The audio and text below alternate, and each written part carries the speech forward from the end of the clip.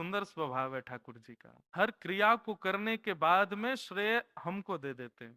बुरा नहीं मानिएगा, बिहारी जी का बंगला बनाया और ठीक बिहारी जी के चरणों के नीचे लिखवा देते हैं बंगला बनाया किसने। आदमी की दृष्टि बिहारी जी पे कम पड़ेगी, उस पे ज्यादा पड़ेगी बंगला किसने बनाया। अरे विचार करो, ठाकुर जी ने पुष्प ही नहीं प्रकट करवाए होते, ठाकुर जी ने उनमें सुगंधी ही नहीं दी होती, ठाकुर जी ने इतने पुष्पों की व्यवस्था ही नहीं होने दी होती, और किसी कारण से जो ऊपर सूत्र बंधे हुए हैं जिन पर वो बंगला टिका हुआ है, ठाकुर जी की इच्छा नहीं होती कि सूत्र टिके, टूटे ही जाते, नीचे गिर ही जाते, कैसे टिकता वो। लेकिन श्रेय हमको लेने का अधिकार हो चुका है, हमको ये अभ्यास हो चुका है कि हमको श्रेय चाहिए।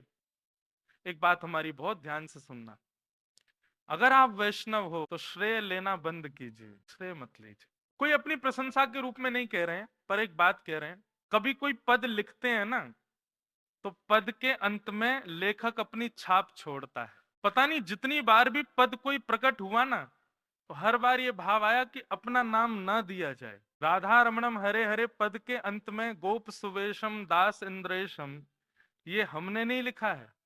उसके पीछे भाव ये है कि जब वो पद लिखा गया था तो मलुक पीठ वाले महाराज जी और हम दोनों साथ में सूरत में थे, तो मैंने महाराज जी को दिखाया, मैंने महाराज जी आप देख लीजिए कोई करेक्शन हो तो। महाराज जी बोले नहीं बिल्कुल ठीक है। मैंने कहा महाराज जी अब एक चीज और कर दें, इस पद में आपका एक हस्ताक्षर एक भाव यदि आ जाए तो हमको लगेगा कि हमारा पद ठाकुर जी ने स्वीकार कर लिया। तो वो अंतिम पंक्ति जो है ना राधा रमणम हरे हरे पद की, वो श्री मलुकपीठ वाले महाराज जी ने लिखी। हम तो उनको बोले, मैंने महाराज जी आप नाम क्यों लिख रहे हैं? तो बोले अब हम लिख रहे हैं तो अब आप हमको बीच में रोकिए मत कि हम क्या ना लिख।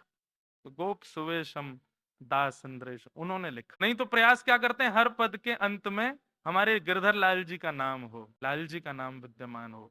क्यों? क्योंकि ये कृपा वही तो कर रहे हैं।